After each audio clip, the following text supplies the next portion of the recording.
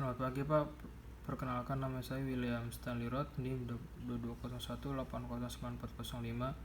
jurusan Accounting Teknologi dengan mata kuliah Big Data Analytics in Accounting and Finance. Nah, di sini Pak saya akan menjawab soal-soal yang berikut Bapak tanyakan. Yaitu soal A. Nah, bagaimana bisnis analitik yang diterapkan pada tukang sayur tersebut? Nah, tukang sayur sudah menjual dagangannya di sebuah komplek rumah selama 10 tahun. Dan semua pelanggan dari tukang sayur tersebut saling mengenal satu sama lain. Selama berjualan, tukang sayur hanya mengandalkan insting dan kebiasaan yang dilakukannya setiap hari. Nah, tukang sayur tersebut berusaha mengubah pola cara berjualannya dengan membeli kebutuhan pelanggan yang diinginkan. Ide tersebut dari tukang sayur untuk mengubah pola cara berjualan dengan cara pelanggan tidak harus mendatangi tukang sayur, melainkan dia langsung mendistribusikan dagangannya sesuai dengan kebutuhan masing-masing pelanggan. Nah, tukang sayur menginginkan agar dapat semua pelanggan tersebut menyarankan kepada tukang sayur menu-menu yang akan dimasak atau yang akan disajikan kepada rumah. Nah, sesuai dengan barang yang tersedia olehnya. Tukang sayur mengubah pola tersebut, mengubah pola berjualannya untuk semua dagangannya laku terjual tanpa ada tersisa satu apapun. Nah, yang B itu adalah permasalahan yang dialami oleh tukang sayur. Nah, permasalahan dialami tukang sayur tersebut adalah tukang sayur sudah berjualan selama 10 tahun, namun dagangnya selalu ada sisa berjualan. Nah, tukang sayur tersebut menginginkan dagangan supaya laku terjual sehingga meminimalisir kerugian yang mengurangi keuntungan dari berjualan sayur tersebut. Saat berjualan, tukang sayur tersebut hanya mengandalkan insting yang saat berjualan sayur setiap harinya, dan dia tidak tahu pasti sebenarnya yang diinginkan pelanggan dari berjualannya. Akibatnya, sering banyak dagangannya yang sisa dan mengurangi keuntungan, bahkan mungkin mengalami kerugian saat berjualan. Lalu yang C, solusi dari permasalahan yang ditemukan. Solusi yang diterapkan oleh tukang sayur tersebut adalah mengubah pola berjualan sehari-hari tersebut dengan menggunakan sistem dagang itu. Pelanggan tidak harus mendatangi tukang sayur tersebut, melainkan dia harus mendistribusikan dagangannya sesuai dengan kebutuhan masing-masing pelanggan tersebut agar tidak ada sayur yang tersisa saat berjualan dan laku semua jualan tukang dagang sayur tersebut. Tukang sayur juga menginginkan agar dapat dengan tepat menyarankan menu-menu yang kepada pelanggan sesuai dengan barang yang tersedia olehnya. Lalu yang D, jelaskan teknik pengumpulan dan pengolahan data yang diinginkan digunakan oleh analitik. Yaitu ada data mining, data collection, data storing, and data cleaning. Dan terakhir adalah data analitik, data consumption. Nah, tukang sayur dahulu dengan cara menjual dagangan mungkin akan hanya dibeli sama pelanggan tersebut, tapi tidak tahu pasti sebenarnya yang menjadi kebutuhan dari pelanggan tersebut, sehingga jualannya ada yang tersisa saat berjualan. Teknik pengumpulan pengolahan data yang digunakan tukang sayur tersebut adalah pelanggan tidak harus mendatangi tukang sayur, melainkan dia hanya mendistribusikan dagangannya sesuai kebutuhan masing-masing pelanggan. Lalu yang berikut adalah gambar analitik ekosistem tukang sayur.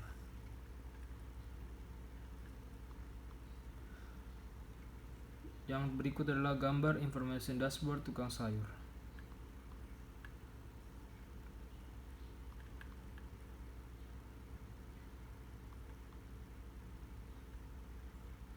Nah, informasi dashboard tersebut merupakan informasi yang diberikan tentang semua kebutuhan tukang sayur saat berjualan. Dalam dashboard tersebut, tukang sayur akan mengetahui tingkat penjualannya per minggu, dan dengan adanya informasi dashboard di atas, maka tukang sayur dapat mengetahui seberapa berjalannya bisnisnya dan dapat menghasilkan bahkan membuat keputusan sesuai dengan informasi yang ada di atas. Lalu yang selanjutnya adalah integrasi ETL yang akan dilakukan oleh tukang sayur. ETL merupakan secondary extract, transform, and load. ETL memungkinkan perusahaan melakukan data governance dengan informasi pun terkumpul menjadi satu, tak tercecer kemanapun. Proses ini semua akan diekstrak terlebih dahulu, kemudian data akan disaring dan data akan diambil, yaitu data yang penting. Lalu yang selanjutnya adalah data mining yang harus disebut. Lakukan data mining untuk kasus tersebut di atas dengan menggunakan SEMA.